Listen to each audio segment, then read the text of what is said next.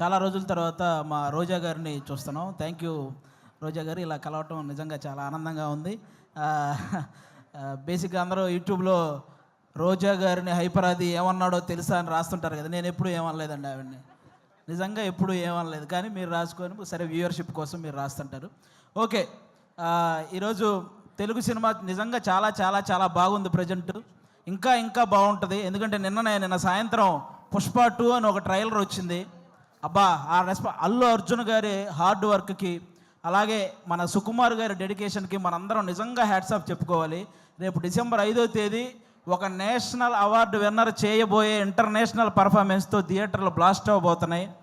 మళ్ళీ మన తెలుగు సినిమా వైభవం ఎప్పుడు అంటే, తెలుగు సినిమా ఈ మధ్యకాలంలో ఎంత గ్రోత్ అంటే, ఒక పక్క Oscar award, national award, Prabhas గారి కెరియర్లో 3,000 కోట్ల సినిమాలు, 100% స్ట్రైక్ రేట్తో పవన్ కళ్యాణ్ గారు పాన్ ఇండియా పొలిటీషియన్ అయిపోవడం, ఇవన్నీ కూడా అన్ని రకాలుగా కూడా మనం కూడా ఈ తెలుగు సినిమా ఇండస్ట్రీలో ఒక భాగం అవడం అనేది నిజంగా మన అదృష్టం. ఇప్పుడు ఈ కేశవ చంద్ర రమావత్, ఈ కేసీఆర్ సినిమా గురించి మాట్లాడే ముందు ఒక వ్యక్తి గురించి, ఒక సినిమా గురించి నేను ముందుగా చెప్పాలనుకుంటున్నాను. 2013లో జబర్దస్త్ ప్రోగ్రాం ద్వారా ఒక వ్యక్తి నవ్వించడానికి వచ్చాడు. ఆ నవ్వించే ప్రయత్నంలో చిన్న తప్పు జరగటం వల్ల అతన్ని ఫిలిం ఛాంబర్ దగ్గరికి పిలిచి కొంతమంది సారీ చెప్పినా సరే అతని మీద చేయి చేసుకున్నారు. ఆ రోజు అతనికి ఎన్ని దెబ్బలు తగిలినాయో తెలియదు, కానీ అతను మాత్రం చూసి చూసి చూసి ఒకే ఒక్క దెబ్బ కొట్టాడు. దాని పేరే బలగం. ఎక్కడైతే అవమానం జరిగిందో అక్కడే అతనికి మళ్ళీ సన్మానం జరిగింది. జబర్దస్త్ వేణు అని చిన్న చూపు చూసే స్థాయి నుంచి బలగం వేణు అని అందరూ తన వైపు చూసే స్థాయికి ఎదిగిన మా జబర్దస్త్ వేణు అన్న మీ అందరికీ తెలుసు. ఆయనే బలగం సినిమా తీశారు. అంటే ఈ ఇండస్ట్రీలో మంచి హిట్ తెచ్చుకోవటం పెద్ద విషయం కాదు, కానీ మంచి హిట్తో పాటు మర్యాద కూడా తెచ్చుకున్న డైరెక్టర్ మా వేణు అన్న. ఎందుకు ఈ మాటలు చెప్తున్నానంటే, నేను జబర్దస్త్ ఆర్టిస్టులు అనగానే నవ్వించడం ఎంత కష్టమో తెలిసిన వ్యక్తులైతే గౌరవిస్తారు, ఆ నవ్వించడం ఏముందో లేరా అనుకునే వ్యక్తులైతే చులకనగా చూస్తుంటారు. చాలామంది నేను గమనించాను. అది అలా చులకనగా చూసేవాళ్ళు కూడా గౌరవంగా చూసేలా చేసింది మా జబర్దస్త్ వేణు అన్న, అది బలగం సినిమాతో. ఈరోజు ఈ సినిమా కూడా మాకు అలాంటి గౌరవాన్ని తెస్తుందని మేము మనస్ఫూర్తిగా కోరుకుంటున్నాను. ఎందుకంటే చరిత్రలో తెలుగు సినిమాలు ఫెయిల్ అయి ఉండొచ్చు, కానీ తెలుగు సినిమా ఆడియన్స్ మాత్రం ఎప్పుడూ ఫెయిల్ అవ్వలేదు. మన దీపావళికి 3 సినిమాలు రిలీజ్ అయితే 3 సినిమాలని పెద్ద హిట్ చేశారు. ఫస్ట్ టైం తెలుగు సినిమా చరిత్రలో ఒక్క నెగిటివ్ రివ్యూ కూడా రాకుండా హిట్ అయిన సినిమా లక్కీ భాస్కర్. కానీ ఒక మిలిటరీ వాడి జీవితాన్ని కళ్ళకు అద్దినట్టు చూపించి అందరినీ కళ్ళు చెమర్చేలా చేసిన అమరన్ సినిమా. కానీ ఇంకా ముఖ్యంగా నాకు బాగా హ్యాపీ అనిపించింది, కిరణ్ అబ్బవరం లాంటి హీరోకి ఒక హిట్ దొరికింది ఆ రోజు. అది నిజంగా చాలా హ్యాపీ అనిపించింది. కా సినిమాకు ముందు కిరణ్ అబ్బవరం అనే ఒక హీరో కదిలితే ట్రోల్ అయ్యేవాడు. ఇప్పుడు కా సినిమా తర్వాత కిరణ్ అబ్బవరం కదిలితే ట్రెండ్ అవుతున్నాడు. అంటే ఒక సక్సెస్ అంత వాల్యూ ఉంటుంది దానికి. నాకు అది నిజంగా చాలా హ్యాపీ అనిపించింది. ఈరోజు ఆ రేంజ్లోనే ఒక చిన్న సినిమా మన కేసీఆర్ అనే సినిమా రాబోతుంది. నాకు ఒక తెలంగాణ బ్యాక్డ్రాప్లో ఎప్పుడు ఏ సినిమా వచ్చినా కూడా వాటికి వచ్చే అప్లాజ్ వేరే లెవెల్లో ఉంటుంది. నేను ఈ మధ్యకాలంలో ఎన్ని సినిమాలు చూసినా సరే నాకు ఒక ఆంధ్రవాడిగా నాకు ఆంధ్ర అంటే ఎంత ప్రేమ ఉందో తెలంగాణ అంటే కూడా అంతే ప్రేమ ఉంది. ఎందుకంటే నేను తెలంగాణలో సంపాదించే ఆంధ్రాలో ఉన్న మా అమ్మా నాన్నలకు అన్నం పెడుతున్నాను కాబట్టి. నాకు ముఖ్యంగా నాకు ఇక్కడ తెలంగాణలో ఏ పార్టీ భేదాలు ఇవేం లేవండి. నాకు కేసీఆర్ గారు ఎంత ఇష్టమో రేవంత్ రెడ్డి గారు కూడా అంతే ఇష్టం.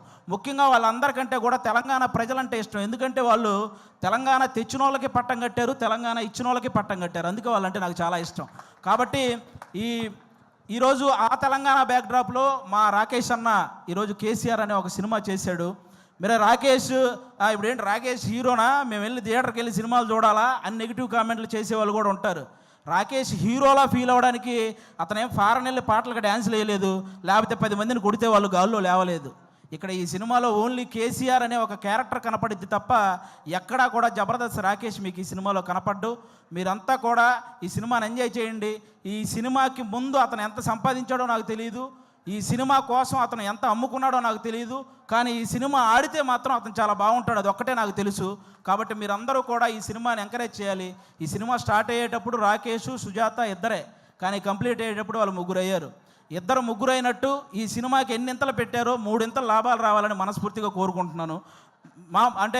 మా రాకేష్ బ్రదరు ఇంతమంది ఆర్టిస్టులను ఒక చోట చేర్చి అతనే అన్ని దగ్గరుండి ప్రొడ్యూసర్గా, అంటే అతనే డబ్బులు అన్నీ సమకూర్చుకొని వీళ్ళందరినీ, అంటే మామూలుగా మిమిక్రీ ఆర్టిస్ట్ అనమాట. ఎవరో చేసిన దాన్ని అనుకరించే స్థాయి నుంచి తను చెప్పిన దాన్ని ఇంకొకరు అనుసరించే స్థాయికి ఎదిగాడు మా రాకేష్ అన్న. నిజంగా దానికి కంగ్రాట్స్ అన్న. ఈ సినిమా నీకు అంతే ఇది చేస్తుంది. ముఖ్యంగా ఇక్కడ ఉన్న వాళ్ళందరూ మా జబర్దస్త్ కుటుంబం కాబట్టి, మా జబర్దస్త్ బేసిక్గా ప్రతి చోట జరిగే ఒక విషయం చెప్తున్నాను. జబర్దస్త్ అనగానే ఒక మైక్ పెట్టుకొని మాటలు కంట్రోల్ లేకుండా విశ్లేషించే కొంతమంది ఉన్నారు. కూర్చొని జబర్దస్త్ గురించి నెగిటివ్ మాట్లాడేస్తుంటారు. వాళ్ళకు ఒక మాట చెప్తున్నా, ఇదే జబర్దస్త్ నుంచి బలగం అనే ఒక సినిమా వచ్చింది. ఇదే జబర్దస్త్ నుంచి సుడిగాలి సుధీర్ అనే ఒక యాంకర్ కమ్ హీరో వచ్చాడు. ఇదే జబర్దస్త్ నుంచి గెటప్ సీను అని బుల్లితెర కమలాసన్ అనే పేరుతో ఒక అబ్బాయి వచ్చాడు. ఇదే జబర్దస్త్ నుంచి చమ్మక్ చంద్ర, ధనాదన్ ధనరాజ్, చలాకీ చంటి, శకలక శంకర్, ఆటో రాంప్రసాద్, హైపరాది, ఐదరే అభి, ఇలా అందరూ ఇలాంటి కమెడియన్స్ ఎంతోమంది వచ్చారు. ఇదే జబర్దస్త్ వల్ల కొన్ని వందల మంది ఆర్టిస్టులు ఇల్లు కట్టుకొని పెళ్లి చేసుకొని పిల్లా పాపలతో సుఖంగా ఉన్నారు. ఇదే జబర్దస్త్ వల్ల కొన్ని వందల మంది టెక్నీషియన్లు 3 పూట్ల వాళ్ళ ఫ్యామిలీకి ముద్ద పెడుతున్నారు. అలాంటి జబర్దస్త్ని కూర్చొని జబర్దస్త్ అంటే ఈ డబుల్ మీనింగ్ అవి ఎక్కువ అంట కదండి, అవునంట కదండి, అవును ఎవడో చూడకుండానే యానిమల్ సినిమా 700 కోట్లు వచ్చినాయి. మరి ఏమో మరి చేసేవేమో గుడి వెనక నాశనం పనులు, చెప్పేవేమో స్వామి వివేకానందం మాటలు. ఎందుకురా బాబు, ఈ జబర్దస్త్ దాని మీద పడి ఏడ్చే వాళ్ళందరికీ ఒకటే చెప్తున్నా, ఇంత చెప్పాక కూడా మేము జబర్దస్త్ని ఇలాగే అంటాము అని మీరు అంటారా? వయసు 30 దాటిన తర్వాత గడ్డంలో తల మీద అక్కడక్కడ తెల్ల వెంట్రుకలు వస్తాయి. అందులో 2 ఊండి అనుకుంటాను తప్ప లెక్క కూడా చెయ్యం. సీరియస్గా చెప్తున్నాను. కాబట్టి జబర్దస్త్ గురించి ఇంక విశ్లేషించడం మానేయండి. ఎందుకంటే తెలుగు సినిమా ఇండస్ట్రీని శాసించిన చిరంజీవి గారు లాంటి వాళ్ళే బోరు కొట్టినప్పుడు జబర్దస్త్ చూసిన సందర్భాలు ఉన్నాయి. అలాంటి జబర్దస్త్ గురించి మేము చేస్తే వచ్చే వ్యూస్ 1 కోటి, మీరు విశ్లేషిస్తే వచ్చేది మీదోటి. మా గురించి చెప్పారు కాబట్టి మాదోటి, అంతకుమించి ఎవడు చూడ్డు. కాబట్టి ఇది మీరు గమనించాలని మనస్ఫూర్తిగా కోరుకుంటున్నాను. ఎందుకంటే ఇక్కడ ఉన్న ఒక్కడు కూడా ఏదో ఈజీగా పైకి వచ్చిన వాళ్ళు కాదు.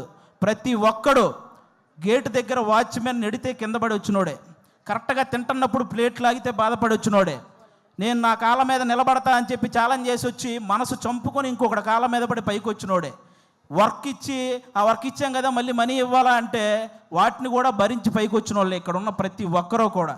అందుకే మీరందరూ ఏదో మనం ఏముంది కామెంట్ పెట్టడానికి చేతిలో ఫోన్ ఉంటే సరిపోద్ది, కానీ కామెడీ చేయాలంటే పులుసు కారిపోద్ది. ఒకసారి రండి, ఎవడైనా నిజంగా టాలెంట్ ఉంటే రండి మళ్ళీ మా ఆఫీస్కి, నేనే ఆడిషన్ చేసి నేను పెట్టిస్తాను జబర్దస్త్లో శ్రీదేవి డ్రామా కంపెనీలో, మీ దగ్గర నిజంగా టాలెంట్ ఉంటే.